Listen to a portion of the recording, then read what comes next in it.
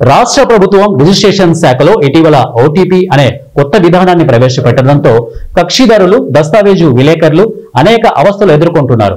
కొత్త విధానంలో జరుగుతున్న అవకతవకలను డాక్యుమెంట్ రైటర్లు ప్రభుత్వానికి తెలియజేసిన లాభం లేకుండా పోతోంది.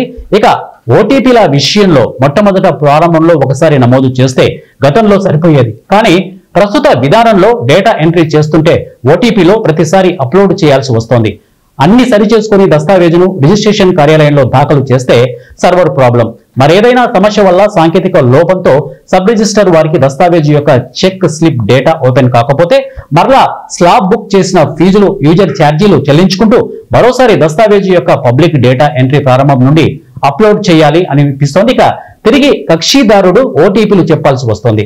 ఇది ఎంత దారుణమో అధికారులు ఆలోచించాలని, గ్రౌండ్ రిపోర్టు తీసుకోకుండా నూతన విధానం ప్రవేశపెట్టడం సరికాదని లేఖరులు కక్షిదారులు ఆవేదన వ్యక్తం చేస్తున్నారు.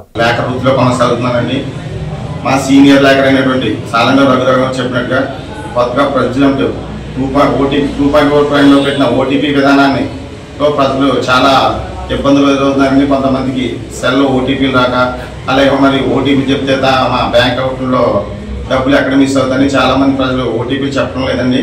ఈ విధానాన్ని ప్రభుత్వం రద్దు చేయాలని ఈరోజు రెండవ కార్యక్రమాన్ని నిర్వహించాలని దయచేసి ప్రభుత్వం సాగించాలని కోరుచున్నాం.